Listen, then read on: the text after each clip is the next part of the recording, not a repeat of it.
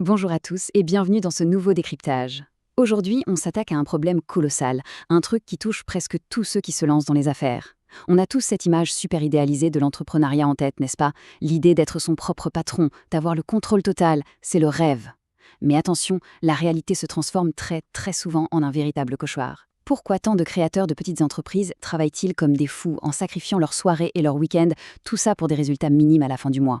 Au final, c'est l'entreprise qui finit par diriger la vie du créateur et pas l'inverse. C'est exactement ce qu'on va décortiquer aujourd'hui en se basant sur le célèbre livre de Michael Gerber, The E-Myth Revisited. Allez, c'est parti pour examiner le monde de l'entreprise sous un angle totalement différent. Alors, pour notre menu du jour, on va d'abord voir ce qu'est l'hypothèse fatale. Ensuite, on parlera des 3 personnalités qui se cachent en nous, puis des phases de croissance d'une entreprise. On enchaînera avec la solution du prototype de franchise et on terminera sur un plan d'action hyper concret en 7 étapes. Commençons tout de suite par notre première partie, l'hypothèse fatale. Et on commence fort avec une statistique qui fait l'effet d'une sacrée douche froide. 80%. C'est le pourcentage ahurissant d'entreprises traditionnelles qui sombrent dans le chaos total et ferment leurs portes au cours de leurs 5 premières années. 80%. Ce n'est pas juste un petit obstacle de parcours, c'est une véritable hécatombe économique. Et le pire, le plus tragique dans tout ça, c'est que ces échecs frappent des gens incroyablement doués, passionnés et super travailleurs. Alors qu'est-ce qui cloche exactement pour qu'on en arrive là ? Eh bien, tout part d'un phénomène très précis que l'auteur appelle la crise entrepreneuriale. C'est un peu comme une illumination foudroyante. Prenons l'exemple de Sarah, pour bien comprendre. Sarah, c'est une boulangère extrêmement talentueuse. Elle maîtrise la pâte à pain comme personne, c'est vraiment son truc. Et un beau jour, une pensée très romantique lui traverse l'esprit. Mais pourquoi continuer à trimer pour un patron alors que je pourrais ouvrir ma propre boulangerie ? C'est une impulsion soudaine, une envie viscérale de liberté. Notre expert technique décide sur un coup de tête qu'il est temps de voler de ses propres ailes. Et là, paf, c'est là qu'intervient l'hypothèse fatale. Attention, c'est absolument crucial. Maîtriser un travail technique, comme faire de superbes gâteaux, ça ne signifie absolument pas qu'on sait comment gérer une entreprise qui vend ses gâteaux. C'est un piège redoutable. La passion de Sarah va soudainement se transformer en une corvée écrasante. Du jour au lendemain, sans aucune préparation, elle doit s'improviser comptable, spécialiste en marketing, gestionnaire de stock. Elle vient littéralement de transformer le métier qu'elle adorait en un boulot épuisant, écrasé sous une douzaine de nouvelles responsabilités qu'elle n'a jamais appris à gérer. Ce qui nous amène à notre deuxième partie, les 3 personnalités en une. En fait, il y a une véritable bataille psychologique qui se joue dans la tête de chaque chef d'entreprise, car 3 personnalités distinctes s'y côtoient et se font la guerre en permanence. D'abord, l'entrepreneur. C'est le visionnaire, le créatif qui élabore les stratégies et vit constamment dans le futur, toujours à l'affût de nouvelles opportunités. Ensuite, on a le manager. Lui, c'est le pragmatique. Il vit plutôt dans le passé, analyse les données et a un besoin obsessionnel d'ordre et de contrôle.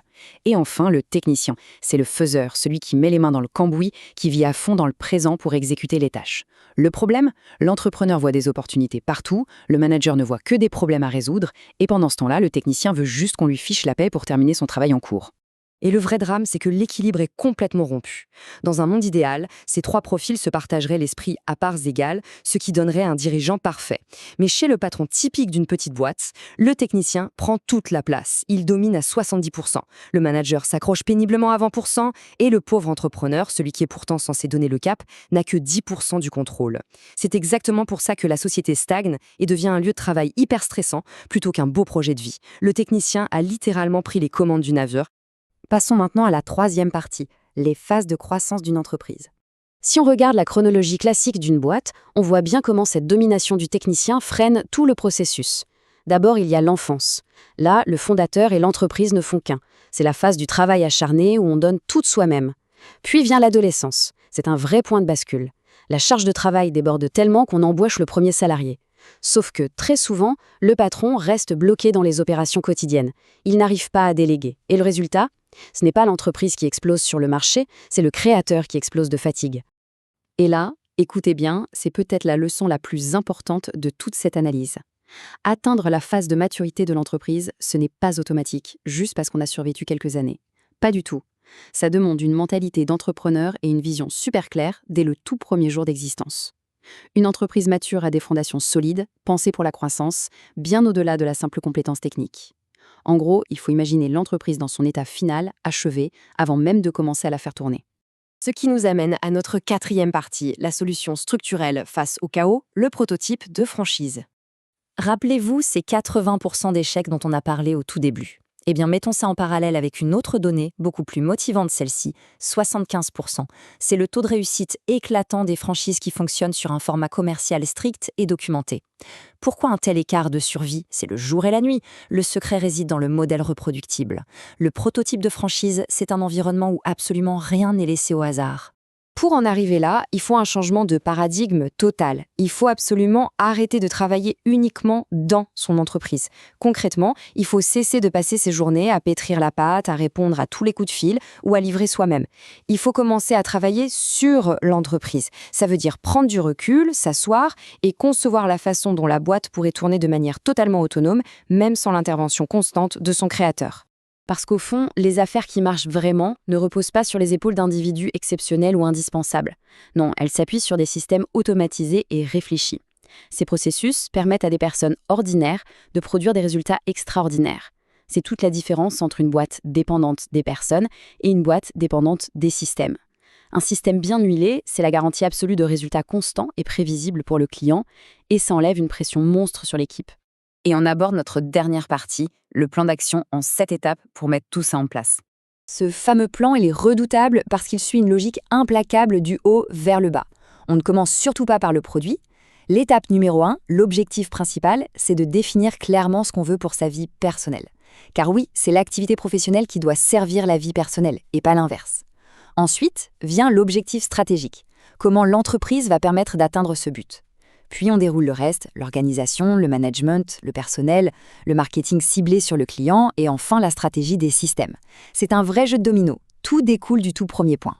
Faisons juste un petit zoom sur la 7e et dernière étape. L'organisation de l'entreprise repose sur l'interaction entre 3 grands types de systèmes.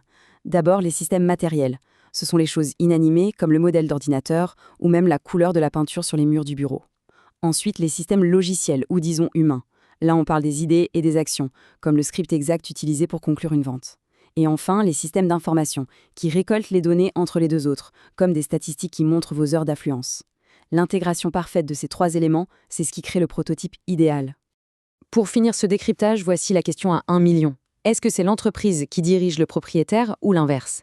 Quiconque s'engage dans la création d'une entreprise devrait vraiment prendre le temps de se poser cette question, en comprenant qu'il faut séparer les compétences techniques de la vision stratégique et en endossant délibérément le rôle de l'architecte qui crée des systèmes fiables, on peut enfin briser la chaîne du travail acharné et sans fin. C'est vraiment l'unique voie pour que la société serve les ambitions de celui qui l'a créée et qu'elle offre enfin cette liberté tant désirée au départ. Une sacrée bonne réflexion pour repenser notre façon de travailler au quotidien, n'est-ce pas? Merci d'avoir suivi cette analyse et à très bientôt.